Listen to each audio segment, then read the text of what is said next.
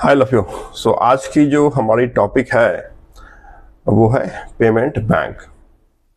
देखिए 2015 का वो फेज था जिस फेज में फिनेंशियल इंक्लूजन जैसे कंसेप्ट थे और इस कंसेप्ट के तहत आरबीआई ने कुछ बैंकों को लाइसेंस दिया। The intention was to fulfil the motto of financial inclusion, जिसमें जो अनबैंक्ड पीपल हैं, जो सिटीजन हैं, उनको उस फिनेंशियल सिस्टम से जोड़ना, उनको उस बैंक तक जोड़ना। This was the main of financial inclusion.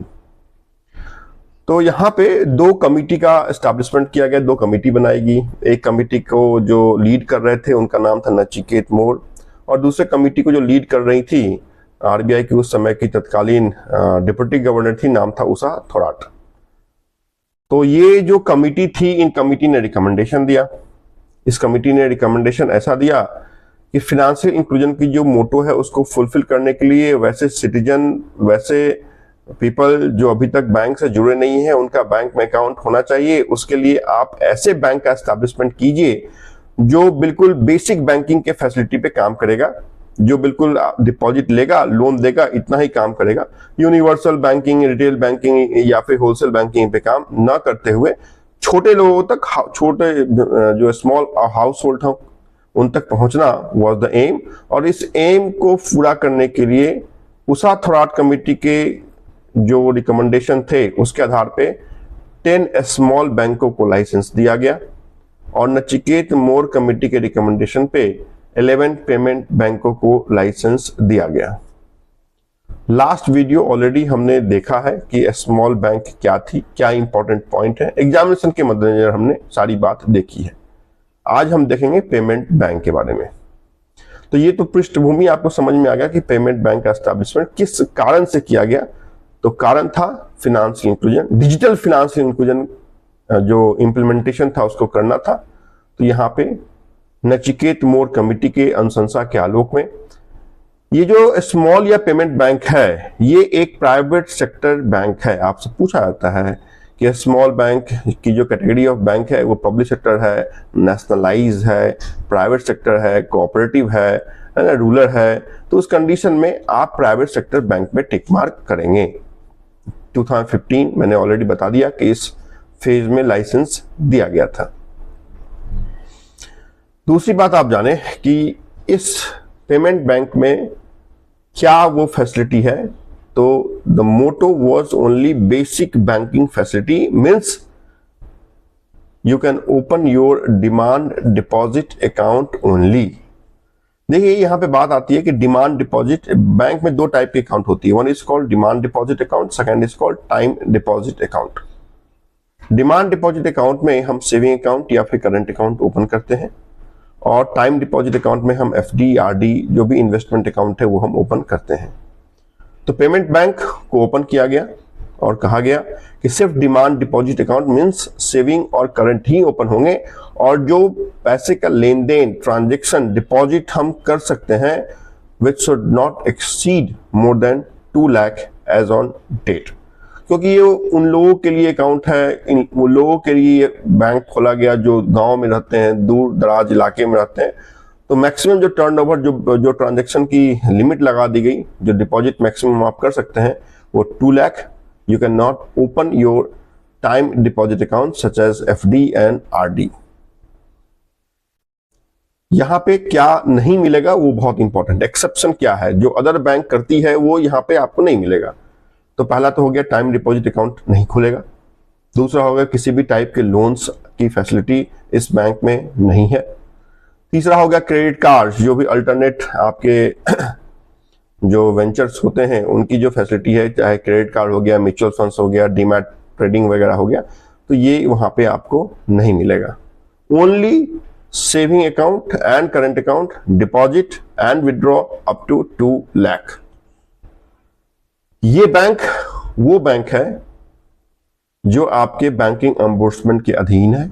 मतलब आपके और उस पेमेंट बैंक के बीच में अगर कोई डिस्प्यूट होता है तो you can knock the door of banking ombudsman, banking Lokpal तक आप पहुंच सकते हैं।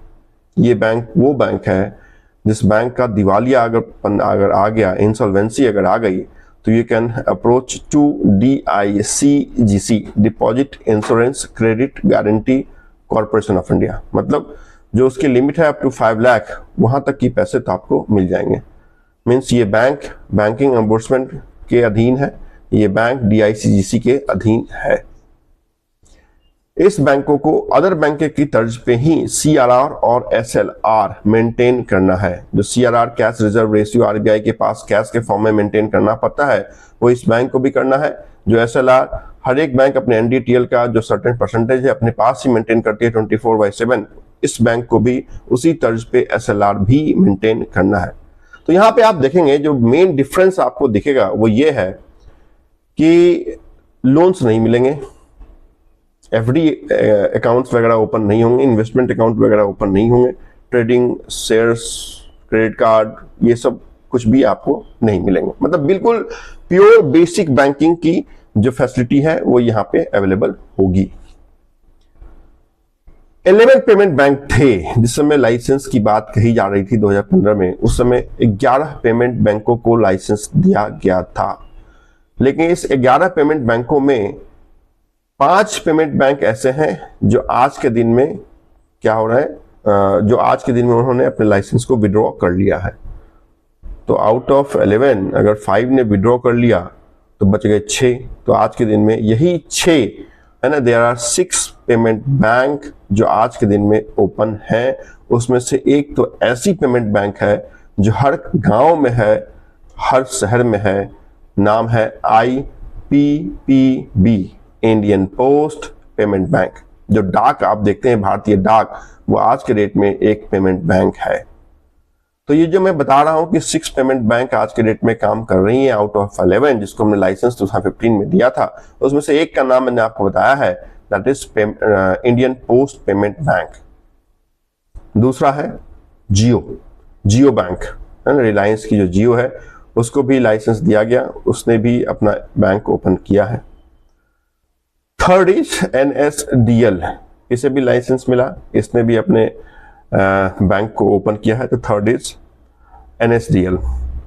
नेक्स्ट इज एयरटेल, उसके बाद फिनो और अंत में पेटीएम। तो ये 6 वो बैंक हैं जिनको लाइसेंस दिया गया और आज के डेट में ये काम फंक्शनिंग है। जिन 5 पेमेंट बैंकों ने अपने लाइसेंस को विड्रॉ कर लिया उसमें से नाम है टेक महिंद्रा, चोलामंडलम ग्रुप, सन फार्मास्यूटिकल्स, उसके बाद वोडाफोन, एम-पैसा और रिलायंस। ये 5 वो आपके एंटिटी यूनिट हैं जिन्होंने अपने लाइसेंस को विड्रॉ कर लिया था। इन पेमेंट बैंकों को ये कहा गया कि within 6 years of opening of branch you have to list your organisation to stock exchange. जो भी BSE NSE आपकी स्टॉक एक्सचेंज है वहां तक आपको इसकी लिस्टिंग करनी है। तो ये वो प्रावधान हो गए। इस बैंक में जो आपकी FDI की लिमिट है वो 74% है, 74% FDI है। जैसे आपकी पब्लिक सेक्टर बैंक में 26% है, प्राइवेट सेक्टर बैंक में भी 74% है। तो इस बैंक में भी 74% similar to private sector bank, क्योंकि ये भी एक टाइप की प्राइवेट सेक्टर बैंक है, नाम पेमेंट बैंक दिया गया है। क्लियर। उसके बाद आप जाने कि यहाँ पे जो आपकी रूरल ब्रांच है 1/4 जो ब्रांच होगी वो रूरल में ओपन होना है। पेड अप कैपिटल इनिशियली जो रहेगी वो 40% होगी by the year after, by the ending of year 5th this 40% has to be reduced by 26%, वो भी इंपॉर्टेंट है। और 75% ऑफ जो इन्वेस्टमेंट है वो गवर्नमेंट सिक्योरिटीज में होना है, ये बहुत इंपॉर्टेंट पॉइंट है यहाँ पे। तो ये आप जाने, तो ये वो फैक्ट है जो आपके लिए पेमेंट बैंक के नजरिए से बहुत इंपॉर्टेंट है। जब भी आप पेमेंट बैंक को पढ़ें तो स्मॉल बैंक के साथ पढ़ें, तो you will find the difference between small bank and payment bank, क्योंकि दोनों बैंक एक ही लगभग आधार की है, दोनों को एक सिमिलर टाइम में लाइसेंस दिया गया।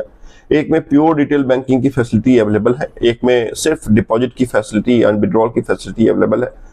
तो इंपॉर्टेंट बैंक थे जिसके बारे में मैंने आज आपको पूरी जानकारी दी है कि पेमेंट बैंक क्या है और कैसे ये फंक्शन करता है। तो आज के इस वीडियो में इतनी ही बात हम पेमेंट बैंक के साथ करेंगे। नेक्स्ट वीडियो नेक्स्ट टॉपिक के साथ आपके साथ मुलाकात होगी। Thank you so much for watching.